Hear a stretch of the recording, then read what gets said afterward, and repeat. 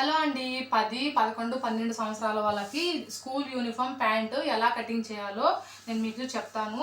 ముందుగా చూడండి, నేను ఆల్రెడీ మొత్తం మార్కింగ్ అనేది చేసుకున్నాను. అంటే ఈజీగా చెప్పాలని చెప్పేసి ఫస్ట్ కింద ఒక లైన్ వేసుకొని తర్వాత 3 ఇంచులు కాలు పట్టీ కోసం మనం ఫోల్డింగ్ చేసుకుంటాం కదా, దానికని 3 ఇంచులు అయితే తీసుకున్నాము. తర్వాత ప్యాంటు లెంత్ అనేది చూసుకోవాలి. నాకైతే 24 ఇంచులు లెంత్ అయితే వచ్చింది. దానికి హాఫ్ ఇంచు ఖర్చు అనమాట. హాఫ్ ఇంచు ఖర్చు కలిపి 24.5 ఇంచు అయితే పొడవు పెట్టుకున్నాను. తర్వాత కాలి లూజ్ అనమాట. కాలి లూజ్ వచ్చేసి ఇక్కడ 5.5 ఇంచు వచ్చిందనమాట. ఆది ప్రకారము 5.5కి 1.5 ఇంచు ఖర్చు అనేది పెట్టుకున్నాను. మీ ఇష్టం అండి. అంటే 1 ఇంచు పెట్టుకోవచ్చు, ఇంచున్నర పెట్టుకోవచ్చు, ఇంచుంబావు పెట్టుకోవచ్చు. నేనైతే ఇంచుంబావు అయితే పెట్టాను అనమాట. ఇక్కడ పెట్టిన తర్వాత ఇప్పుడు లెంత్ అనేది మార్కింగ్ చేసుకున్నాం కదా, ఇక్కడ 24.5 లెంత్ మార్కింగ్ చేసుకున్నాము. అదే ఇక్కడ కూడా మార్కింగ్ చేసుకొని తర్వాత నడుము లూజ్ అనేది చూసుకోండి. ఇప్పుడు నడుము లూజ్ అనేది నాకు 8 ఇంచులు అయితే వచ్చిందనమాట. ఇది ఎలా చూసుకోవాలంటే నేను ఇప్పుడు ఆది ప్యాంట్ ప్రకారం చెప్తున్నాను. ఇది వదిలేసి లెంత్ అనేది ఇలా మార్కింగ్ చేసుకోవాలి. ఇక్కడ నుంచి ఇంతవరకు మార్కింగ్ చేసుకొని ఇక్కడ ఒక హాఫ్ ఇంచు ఖర్చు అనేది పెట్టుకోవాలి. నెక్స్ట్ ఇది వేరేదనమాట. ఇప్పుడు దీన్ని ఇలా మనం చెక్ చేసుకున్నప్పుడు నాకు 16 ఇంచులు అయితే వచ్చింది.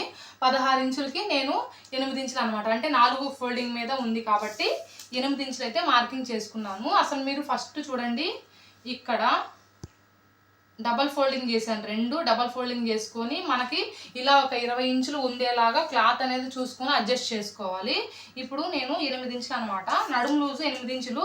ఎక్స్ట్రా మనం కుచ్చులు పెట్టుకుంటాం కదా, దానికి 6 ఇంచులు 7 ఇంచులు అలా పెట్టుకోవచ్చు. నేనైతే 7 ఇంచులు అయితే పెట్టాను అనమాట ఇక్కడికి కుచ్చులు పెట్టుకోవడానికి. ఇప్పుడు పిస్తా డౌన్ అనమాట. పిస్తా డౌన్ వచ్చేసి ఇక్కడ 7.5 ఇంచు పెట్టాను నేను. అంటే ఈ పాప వచ్చేసి ఏజ్ 10 ఇయర్స్. 10 కానీ 11 కానీ 12 కానీ ఎవరికైనా సరే 7.5 ఇంకా 8 అయితే సరిపోతుంది. కొంచెం లావుగా ఉండే వాళ్ళకి ఒక హాఫ్ ఇంచు అలా పెంచుకోండి. తనైతే సన్నగా ఉంది కాబట్టి నేను 7.5 పెట్టాను. ఇక్కడ ఒక 1.5 ఇంచు పెట్టుకొని ఇక్కడ క్రాస్గా మనము మార్కింగ్ చేసుకొని దీన్ని కాలు పట్టిని దీనికి ఇక్కడ ఇలా క్రాస్గా మార్కింగ్ చేసుకోవాలి. ఇలా చేసుకొని దీని ప్రకారంగా మనం ఇప్పుడు కట్ చేసుకుందాం ప్యాంట్ అనేది. చూసారు కదా, ఇంతే, చాలా ఈజీ కటింగ్ అనేది. ఎవరికైనా ఇదే మెజర్మెంట్ తీసుకోవచ్చు మనము. నేను ఇక్కడ 3 ఇంచులు ఎందుకు పెట్టాను అంటే ఒకవేళ వాళ్ళకి ఫ్యూచర్లో పొడుగు తగ్గినప్పుడు వాళ్ళు కుట్లు తీసుకొని 1 ఇంచు అనేది పెంచుకోవచ్చు. అందుకని చెప్పేసి నేను ఇలా 3 ఇంచెస్ అయితే పెట్టాను.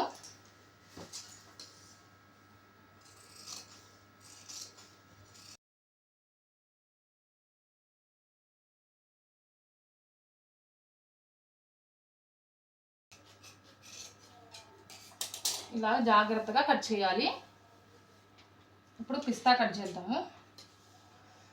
చాలా ఈజీ అండి ప్యాంటు. అసలు రాని వాళ్ళు కూడా ఇలాగా కటింగ్ చేసుకొని స్టిచ్చింగ్ చేసుకోవచ్చు.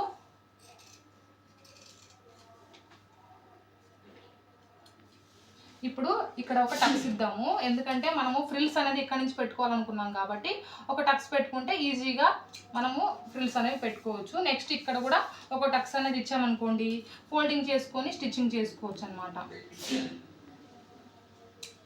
ఇంతే. ఇప్పుడు ఇది ప్యాంట్ కటింగ్ అయితే అయిపోయింది. పైన పట్టీ కోసం మనం మళ్ళీ కట్ చేసుకుందాం ఇప్పుడు. ఓకేనా? చూసారు కదా, ఇప్పుడు ఈ రెండు ఉన్నాయన్నమాట.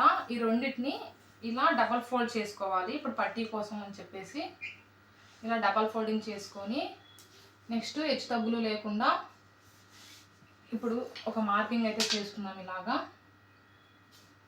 స్ట్రైట్గా చేసేసుకొని ఇప్పుడు లూజ్ అనమాట. నడుము లూజ్ ఇందాక ఎంత చెప్పాను మనం, 8 ఇంచులు కదా. 8 ఇంచులకి 1 ఇంచు ఖర్చు యాడ్ చేసుకోవాలి. అంటే సైడ్ మనం పట్టీ ఫోల్డింగ్ చేసుకొని కుట్టుకుంటాం కాబట్టి 1 ఇంచు ఖర్చు అనమాట. ఇప్పుడు 9 ఇంచులు అనమాట. 9 ఇంచులు. పొడవు వచ్చేసి 10 ఇంచులు. ఎందుకంటే ఇక్కడ మనము నాడ కుట్టుకోవడానికి 1.5 ఇంచు ఖర్చు, తర్వాత కింద హాఫ్ ఇంచు ఖర్చు అనమాట. మొత్తం 2 ఇంచులు. 2 ఇంచులు ఇక్కడ నడుము లూజ్ అంతా 8 ఇంచులు, అంటే 10 ఇంచులు అయిందనమాట. మీకు ఇలాగ అర్థం కాలేదంటే ఇప్పుడు నడుము లూజు 9 ఇంచులు తీసుకున్నాం కదా, దీనికి 1 ఇంచు కలుపుకొని 10 ఇంచులు తీసుకోండి, సరిపోయింది. ఎలాగైనా ఒకటే 10 ఇంచులు తీసుకోండి. ఇక్కడ కూడా ఇటు సైడ్ కూడా 9 ఇంచులు ఇలాగా ఒక బాక్స్ లాగా డ్రా చేసుకుంటే ఈజీగా ఉంటుంది.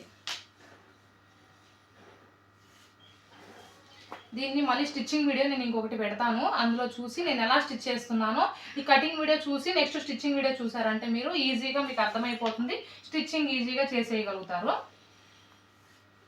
ఇంతే. దీని ప్రకారంగా ఇప్పుడు మనం కట్ చేస్తున్నాము.